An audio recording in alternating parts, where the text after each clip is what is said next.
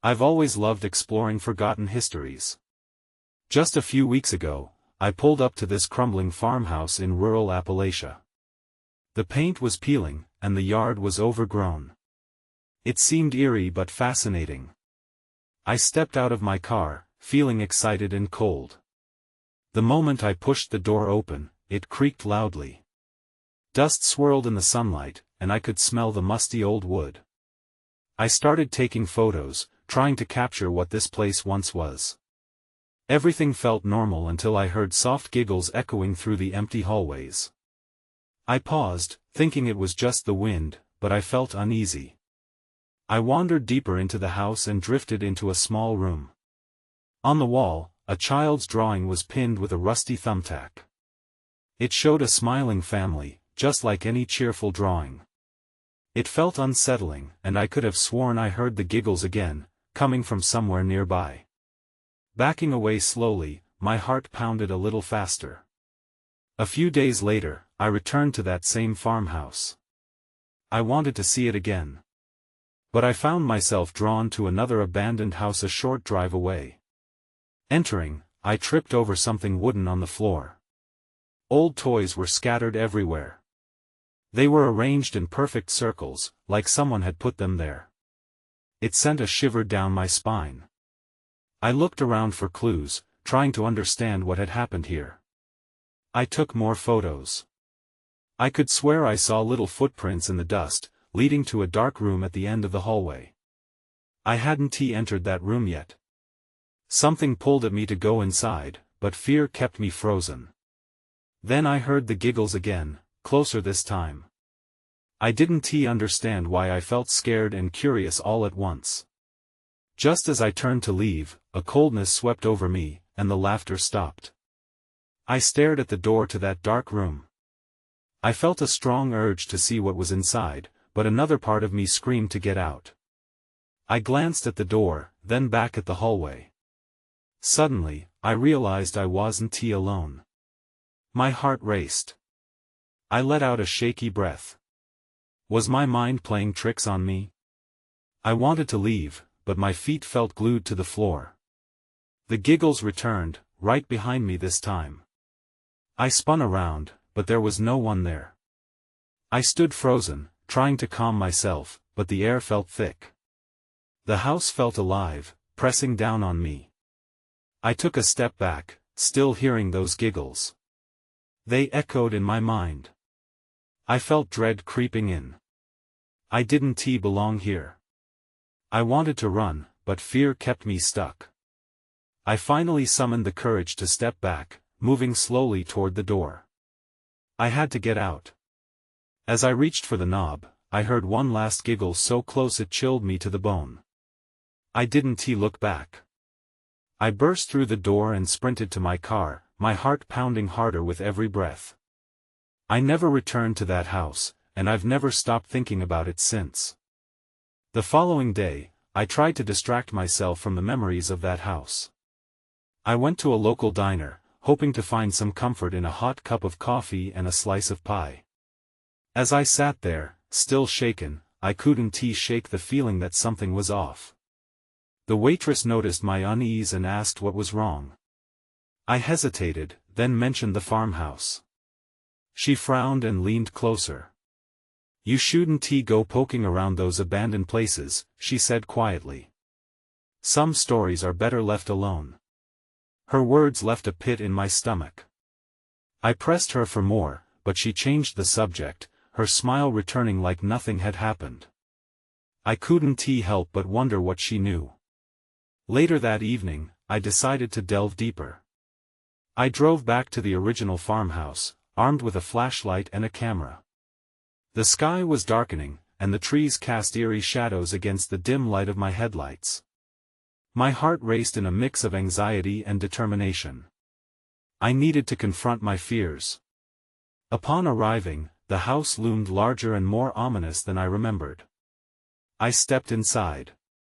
The musty smell hit me as the door creaked open. With just my flashlight, I began to navigate through the rooms again. Silence surrounded me in a thick blanket, broken only by the occasional crunch of glass beneath my shoes. I made my way to the small room where the drawing hung. The faded family portrait felt ghostly under the beam of my light. I stepped back, scanning for the little footprints I'd spotted earlier. Then I noticed something that made my heart skip. There, in the dust, were not just footprints but also a series of tiny figures arranged in front of the drawing as if they were watching me. I shivered, the hairs on my arms standing up. Suddenly, a rattling sound echoed from the darker end of the hallway. It broke the silence harshly, pulling me from my thoughts. I turned my flashlight toward the noise, but nothing was there. The air felt heavier, thick with something I couldn't identify. I started to back away, but then I heard it again louder. A soft thumping, like footsteps, followed by giggles. My instinct screamed for me to leave, but curiosity rooted me in place. I couldn't deny how drawn I felt to that dark room. Moving slowly, my breath shaky, I made my way toward it. The door had splintered wood and hung slightly ajar, beckoning me inside. Just as I reached the front of the room, a figure darted across my peripheral vision. I whipped my flashlight in the direction, but there was nothing. My breath caught in my throat. The air was still. I took a deep breath, pushing the door open wider, and that's when I saw it, a child's toy, a small doll I hadn't noticed before, sitting perfectly in the center of the room. I stepped closer, my heart thumping loudly in my chest. The doll seemed to stare right at me, its glassy eyes reflecting the light from my flashlight. I knelt down to inspect it, and as I did, the giggles erupted again, filling the room, echoing off the walls. Panic set in.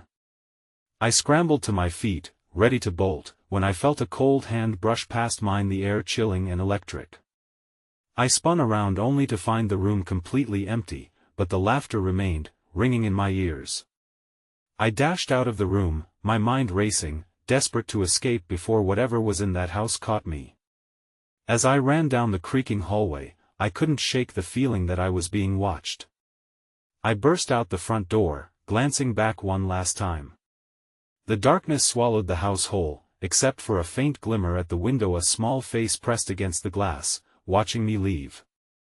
I didn't sleep that night. The laughter echoed in my mind, taunting me with every heartbeat. I kept telling myself it was just my imagination, a trick my frightened mind played. But deep down, I felt something different, something more sinister. The next day, I drove to the library, determined to uncover the history of the farmhouse. As I entered, the smell of old books enveloped me. I made my way to the local history section, scanning for any mention of the property. It didn't take long before I found an old newspaper clipping tucked between pages of a faded book. The headline read, "Family Vanishes Without a Trace, Local Mystery." My stomach twisted.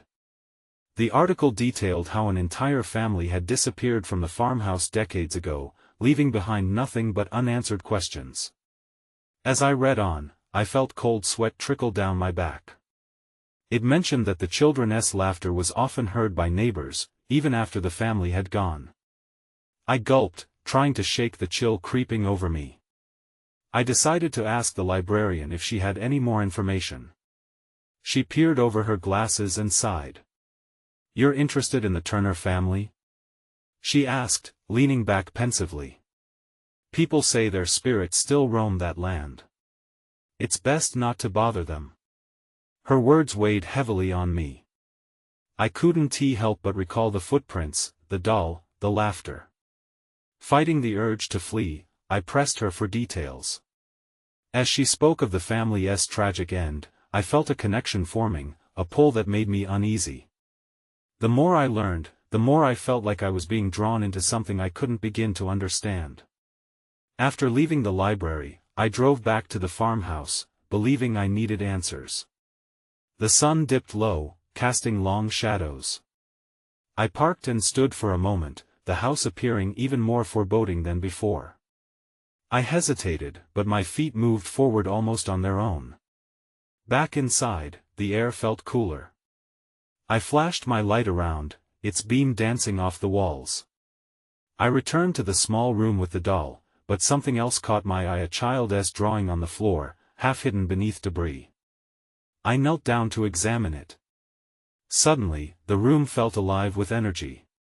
The laughter surged again, louder this time, and I froze. The drawing depicted a family, their smiles eerily wide, with a shadowy figure lurking behind them. My heart raced. Before I could process what I had just seen, I turned, but the door slammed shut with a deafening bang. Panic surged through me as I pulled at the handle, but it wouldn't budge. The laughter morphed into high-pitched shrieks, echoing ominously in the confined space. I was trapped. Then, from the corner of my eye, I saw movement. The shadowy figure from the drawing flickered at the edge of my flashlight's beam before vanishing. I could feel it, something was watching. With one final desperate tug, the door suddenly flew open, and I stumbled out into the hallway. Adrenaline surged, urging me to run. But as I glanced down the corridor, a horrifying sight sent me reeling, silhouettes of children standing at the far end, their faces hidden, all staring directly at me. I stood frozen, my heart pounding, each breath feeling like a weight in my chest. The children's silhouettes didn't move, only their dark forms contrasted against the dim light of the hallway, as if they were waiting for something or someone. The laughter faded, but an eerie hush replaced it, thick with tension. I swallowed hard, forcing myself to take a step back. My instincts screamed at me to flee, but my legs felt glued to the floor. Just as I turned to make a break for the front door, one of the figures shifted slightly. For a split second, I thought I saw a flash of a smiling face, twisted in a way that made the hair on the back of my neck stand up. Who are you?" I managed to croak out, my voice shaking. No answer came. Instead, the shapes began to move, gliding silently closer down the corridor. The air felt charged, almost electric. I felt a strange compulsion to rush toward them, but I fought it. I knew I had to get out. The hallway stretched endlessly before me, the children advancing with an unnatural grace. I turned sharply, sprinting back the way I came. The door. I reached it, yanking it open with all my strength and then barreling through into the living room. The sunlight streaming in from the front porch was a warm comfort, but I couldn't linger. As I dashed outside, I heard the laughter return, louder and woven with a sinister edge.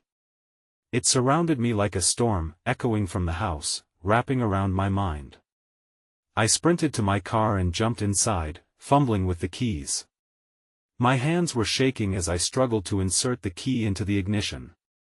Finally, the engine roared to life, and I slammed the gear into reverse. I backed out quickly, nearly losing control as I sped down the gravel path. Glancing back at the farmhouse, I half expected to see them standing at the door, watching me leave. But there was nothing except the stillness of the yard. Once safely on the main road, I took a moment to breathe. I was free, but my mind raced with questions. Why had they been there?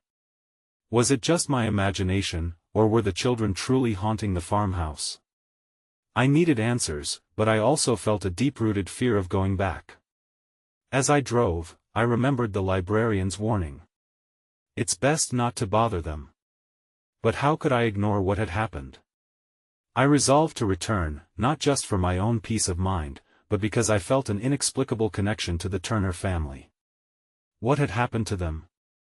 Why did they linger? Later that night, as I lay in bed, the laughter haunted me still. I couldn't shake the thought that perhaps there was a reason those spirits wanted to be heard. It was more than just a warning, it felt like a call. Then, with a sudden jolt, I remembered the drawing. That shadowy figure, who was it? I grabbed my notebook, determined to sketch what I had seen. By the time I put pencil to paper, the image began to take form in my mind. There, lurking behind the family, its features became clearer. I was convinced it was not just a figment of a child's imagination. Then, without warning, I was thrust back to that chilling laughter echoing in my ears, and it struck me my phone buzzed on the nightstand, pulling me from my thoughts. I hesitated before picking it up. The anxiety gripped me as I looked at the screen. The caller ID read unknown. I stared at the phone, my heart racing again. Unknown. It could be anyone, or anything. My better judgment urged me to ignore it, but curiosity gnawed at me.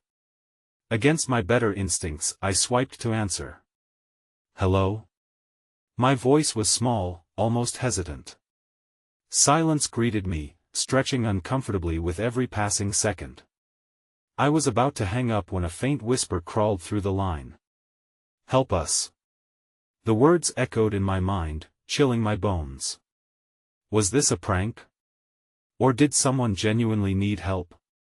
My thoughts raced back to the Turner farmhouse. The children's faces, the sinister laughter. Who is this? I asked, but there was no response. Just more silence, leaving me even more rattled. I hung up, my mind swirling. I had to find out what that voice meant. Maybe it was connected to those children, maybe it was a plea for help from beyond. Logic told me it was nonsense, yet something deep inside me insisted I had to go back to that farmhouse. I glanced at the clock. It was close to midnight. The thought of going back at night sent a shiver through me. But I couldn't wait until morning. The call weighed heavily, and the urge to solve the mystery grew by the second. I grabbed a flashlight, my notebook with the drawing, and my car keys. As I drove back, the familiar dread settled into my stomach. The gravel crunching under my tires felt like a warning. The farmhouse loomed ahead, dark and foreboding. I parked a good distance away, light pooling only over my car. I took a deep breath and stepped outside. The night was deathly quiet, the only sounds the rustle of leaves and my heartbeat in my ears. I moved slowly toward the door, flashlight in hand. The wooden boards creaked under my feet, but I pushed the door open. It groaned like it was alive, and I flinched. The air inside felt heavy, suffocating. I shone the flashlight around, the beam cutting through the darkness. The living room looked the same, but it felt different, charged. The last rays of safety slipped away beneath my feet. Then I noticed something out of place. Below the window, on the floor, lay a small object. I approached cautiously, my heart racing. As I knelt to examine it, I realized it was a toy, a weathered wooden car, identical to one I remembered seeing in the children's drawings. The very same one that haunted my thoughts. I picked it up, turning it over in my hand. A sense of dread washed over me. Had it always been here? Or had it appeared after my encounter? Then, as if summoned by my thoughts, I heard it again. That laughter, echoing through the house, a mingling of innocent glee and something darker. My breath hitched in my throat. I stood trembling, the toy clutched in my hand, as the laughter grew louder, enveloping me. I knew I had stumbled into something bigger than I had imagined. A chill ran down my spine when I realized someone wasn't just reaching out for help. Someone was waiting for me to discover the truth. I turned sharply, ready to run, when the front door slammed shut behind me, trapping me inside. I whipped around, panic swelling in my chest. The door was locked tight, a solid barrier between me and the reality outside. The laughter seemed to swirl around me, echoing off the walls. It was as if the house itself was alive, breathing in sync with my fear. Stay calm, I whispered to myself, though my voice wavered. It's just the wind. Just the wind. I had to focus. If I panicked, I wouldn't be able to think straight. I took a few deliberate steps back, my flashlight beam piercing the heavy shadows. The laughter faded but left an unsettling silence that felt charged, waiting for something to happen. I needed to find another way out, I couldn't let the house hold me captive. Turning, I scanned the room. The furniture was heavy with dust, time having forsaken it long ago. I crept toward the kitchen door. My heart thumped loudly in my ears, but I had to keep moving. As I pushed the kitchen door open, an overwhelming stench hit me. Mold and decay mingled together in a foul mixture. I gagged but pressed on. The back door was my only hope. Suddenly, the laughter returned, louder and more desperate. It sent chills racing down my spine, and I barely suppressed a scream. "Who's there?" I called out, my voice breaking. The laughter ceased, replaced by a faint whisper. "Help us." I froze, the words sinking in. Help us. Who was it referring to? I felt the weight of that plea settle over me like a pall. I had to know what had happened here. The children I needed to find out more. With newfound resolve, I entered the kitchen.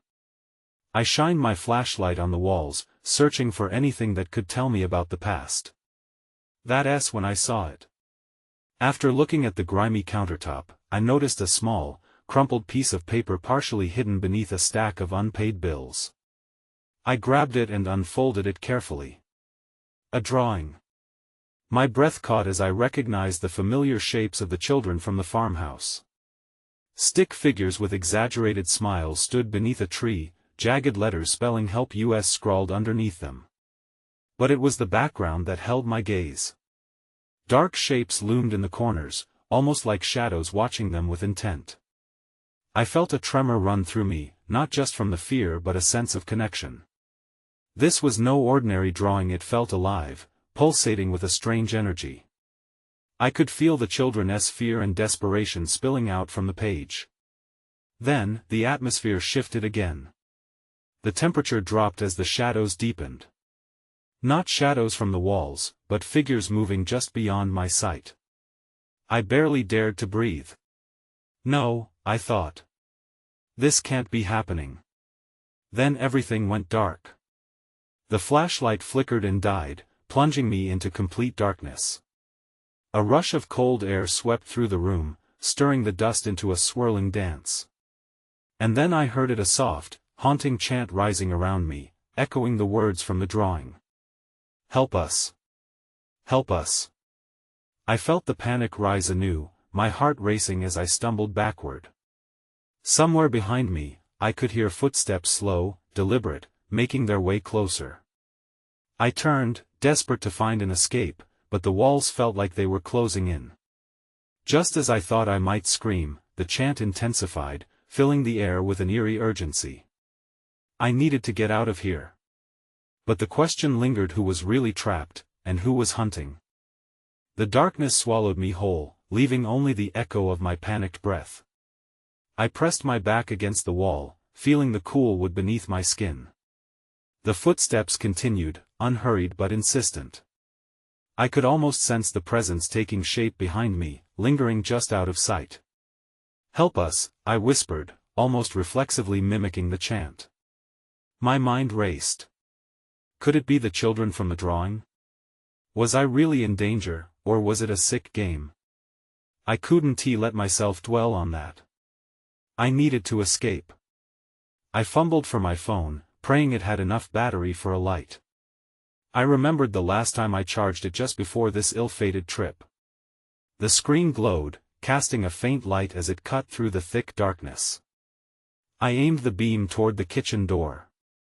It was right across the room, tiles slick with something foul. I felt a knot in my stomach, knowing I had no choice. I took a deep breath and stepped forward, each footfall feeling like a risk.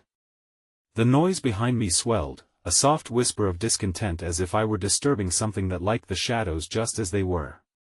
My pulse quickened as I reached the door. With trembling hands, I pulled it open, revealing the dim hallway beyond. The air was thick, and I could feel the cold seep through the thin fabric of my clothes, sending shivers down my spine. I stepped into the hallway only to freeze again. I heard faint whimpering. It was muffled but clear enough that it sent a jolt of fear coursing through my veins. The sound emerged from a room at the end of the hall, a small door slightly ajar. Help us. The chant returned, but now it carried the weight of desperation. I squinted into the darkness, uncertainty coiling in my gut. Could there be children trapped there, just like the drawing suggested? Or was it another trick, another way to lure me deeper into whatever nightmare was playing out in this house? I took a tentative step forward. "Hello?" I called, my voice quavering. "Is someone there?" The whimpering stopped suddenly, replaced by an eerie silence. The door creaked as I pushed it open slowly. The air was stale, heavy with the scent of mold and something else, something sweeter but rotten. As the beam from my phone illuminated the room, I gasped. Pictures covered the walls, dozens of them. The same stick figures from the drawing lined every frame, capturing moments of joy and laughter beneath that tree, but with ghostly faces fading in and out behind them. And on the floor, scattered around like forgotten toys, were crumpled papers, their pleas, "Help us," repeated again and again in childish handwriting. Overwhelmed, I fell to my knees, trying to make sense of the chaos. Outside the window, the storm raged as if the heavens mirrored my confusion. A loud crash, followed by a whispering wind, seemed to beckon me. It wrapped around me with a chilling familiarity, laced with the urgency of those silent screams.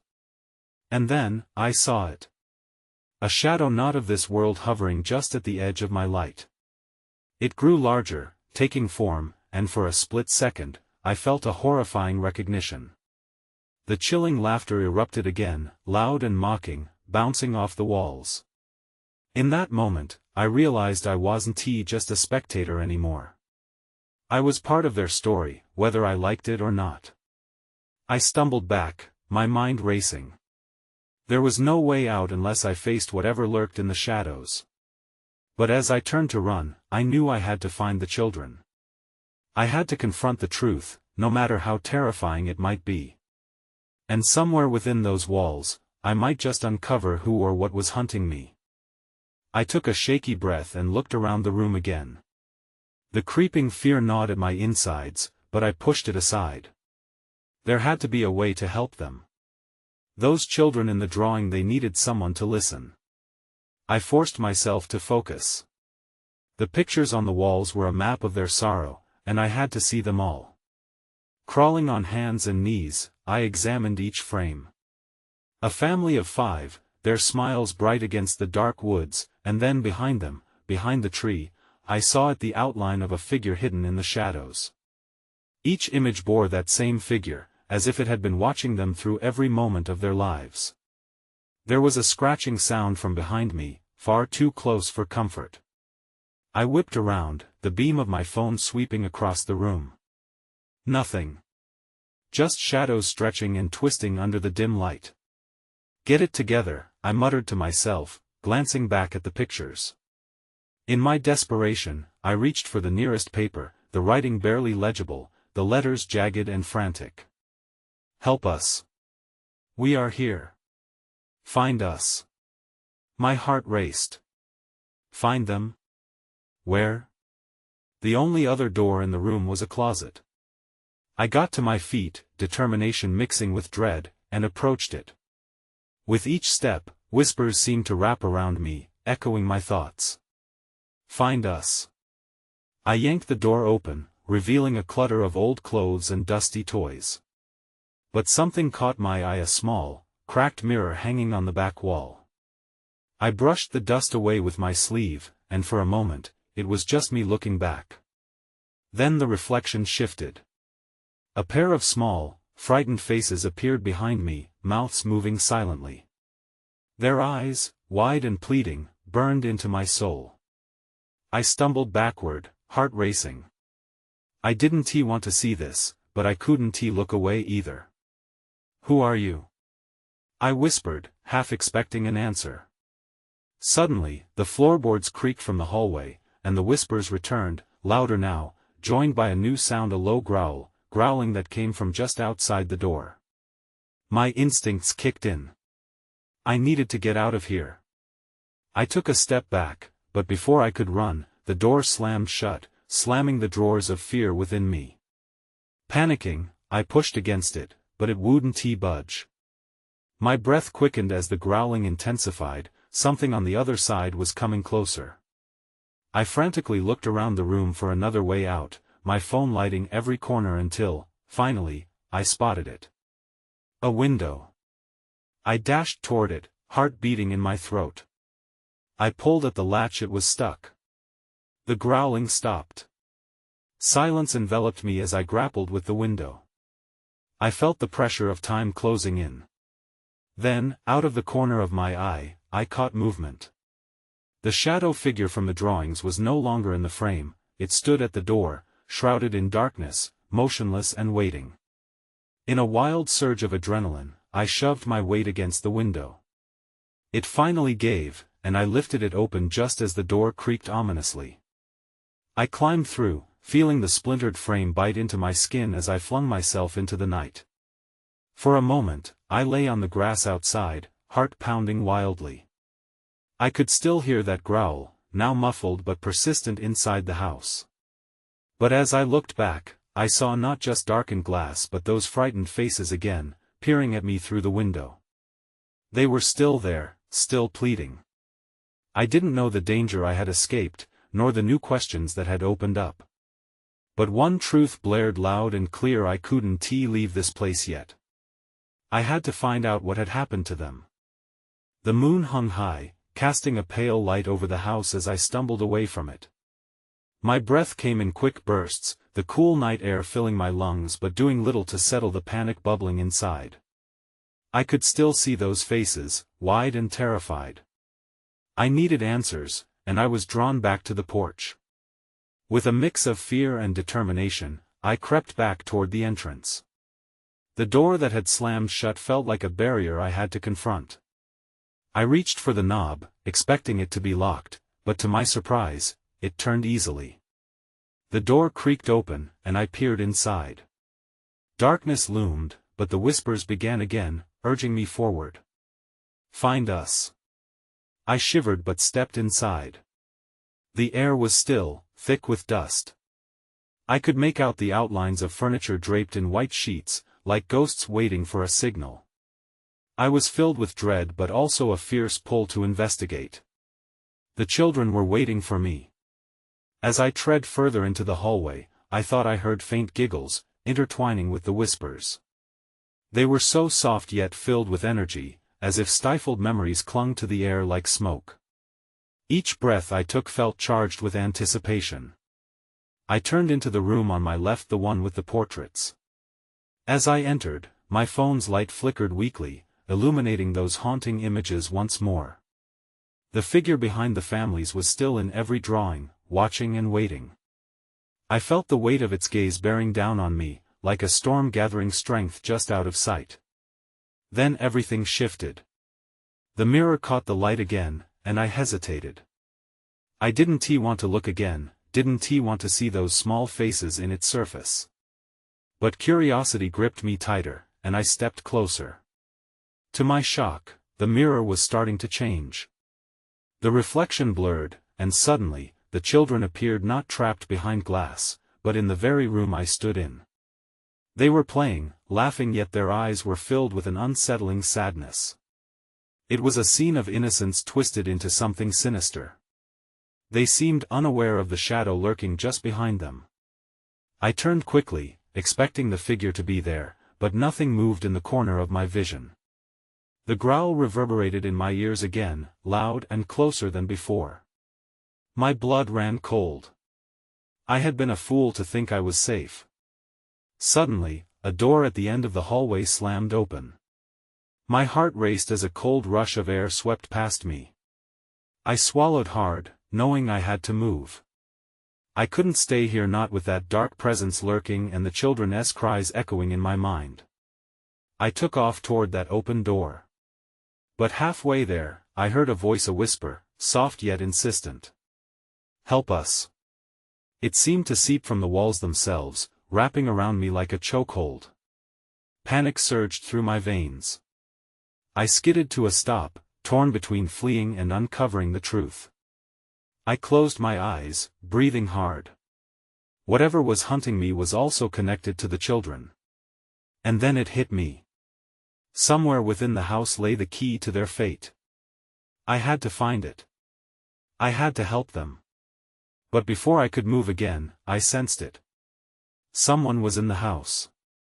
My heart lurched, and I froze in place, an icy grip of fear taking hold. Now, Standing in the dim hallway, I had no idea what awaited me next. Whatever it was, I was about to find out. The house vibrated with a tension heavy enough to suffocate. I felt a deceptive calm settle over me, almost a clarity amid the chaos. The whispers transformed into a low hum, reverberating off the walls like a heartbeat, urging me forth. With considerable reluctance, I turned toward the open door at the end of the hallway. The beckoning darkness felt like both my salvation and my doom. As I approached the doorway, the shadows seemed to stretch toward me, teasing the edges of my consciousness. My heart thudded violently as the growl intensified, resonating within the confines of the house. I could almost feel the dark figure lurking just beyond my periphery. It felt omnipresent, watching and waiting, somehow aware of my every move. I hesitated, then forced myself to step over the threshold. The air shifted, thick with something almost sentient. Inside the room was what looked like a playroom, littered with forgotten toys and stained remnants of laughter. A dusty window let in enough moonlight to illuminate the corners, where the specters of play once flourished. It was eerie, almost surreal. The abrupt transition from the haunted hall to this place felt like stepping into a memory, one that had been twisted beyond recognition. But as I scanned the room, I noticed something peculiar, a small toy chest perched awkwardly in the middle of the floor, slightly ajar. Against the growing dread, I approached it, the whispers magnetically pulling me closer. "Help us," they seemed to cry. With trembling hands, I lifted the lid and gasped. Inside lay an assortment of toys, but rather than being left in abandon, they appeared meticulously arranged. One toy in particular caught my eye, a tiny figure resembling the dark shape that had haunted the drawings. As I touched it, a wave of icy cold swept through me. The whispers grew urgent, rising in a crescendo of desperation. "Don't help us," another voice broke through, sharper, filled with malice. My skin prickled at the blatant contradiction. I stepped back, heart racing. "Who are you?" I shouted, my voice trembling against the encroaching dark. The growling intensified, morphing into a cacophony of laughter and despair crashing around me. The air felt electric, thickening with tension and potent fear. A chill shot through the room as the door behind me slammed shut, echoing like thunder, sealing me inside. I spun around to face the darkness, and there, at the far end of the room, that shadow figure materialized. It wasn't just an abstraction or mere whisper, it was real, a silhouette of a child entwined within stormy shadows, eyes glinting with something unholy. Faced with the sight, all rational thought left me. I rushed toward the exit, adrenaline propelling my limbs, but the figure darted in my periphery, blocking my path with a haunting flicker of movement. "You shouldn't have come back," it rasped, its voice gurgling like drowned sorrow. I dashed sideways, desperate for an escape, only to stumble into the walls of the room, pressing against the cold wood paneling. "You don't belong here," it taunted again, its voice remnants of playtime twisted into a sinister echo. I fueled my panic with resolve. The whispers grew louder, drowning my thoughts. The toys around me vibrating with the trapped energy of laughter, echoes of innocence entangled with something dark and consuming. "Help them!"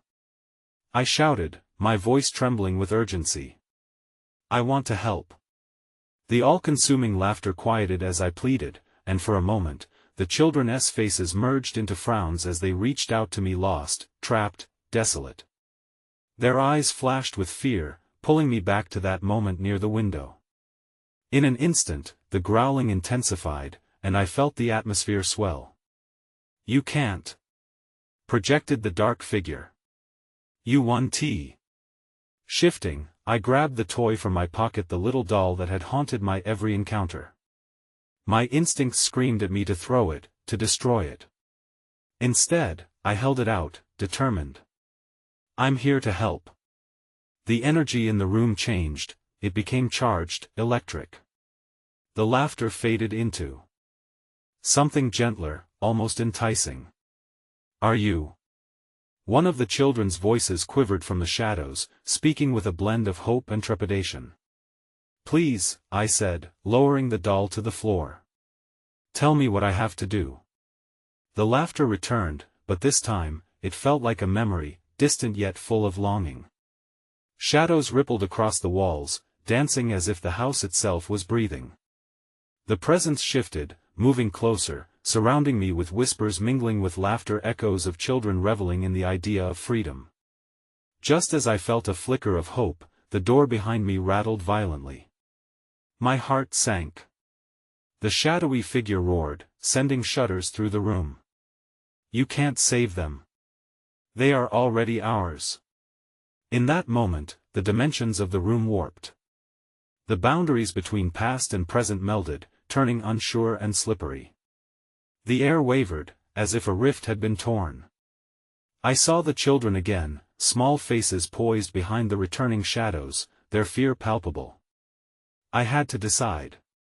Was I going to yield to that sinister presence or embrace the murmur of hope hidden in the laughter? I swallowed, trying to suppress the fear choking me, my instincts clawing for survival. I needed to prove that I was not like the others. "Let them go." I shouted into the void, and the air crackled with intensity. The shadow recoiled, shrinking back momentarily. I reached deep within myself, feeling the warmth of determination boiling beneath my surface. "You can't keep them. They deserve to be free."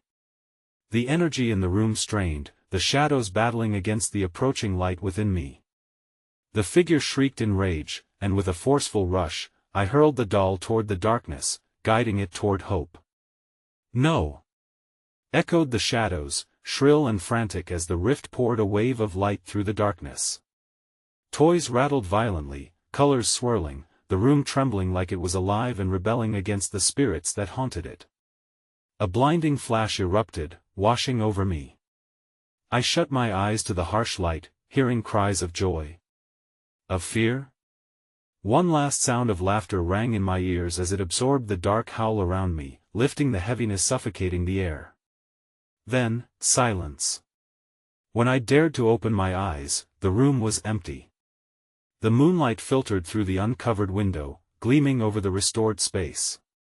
Dust hung in the air, but the weight of sorrow was gone. The whispers had faded, but I felt their presence linger just beyond reach. I turned slowly, my heart pounding as the shadows danced against the walls, but they felt different, less threatening, more like fleeting memories. The finality of what had occurred sent a ripple of both relief and confusion through me. Had I freed them? Or was this simply another iteration of promises unfulfilled? The certainty of escape loomed before me, yet I felt a deep-rooted connection linger to those souls I'd encountered. I stumbled out of the house, half expecting to see familiar faces peering through the window, but it was dark. As the door swung shut behind me, I caught one last flicker of movement. Was it a small hand waving goodbye? I drove away, the moon glowing high in the night sky. I didn't know how many questions would remain unanswered, how many shadows still lingered in that house, but I felt the threads of their story were now intertwined with mine.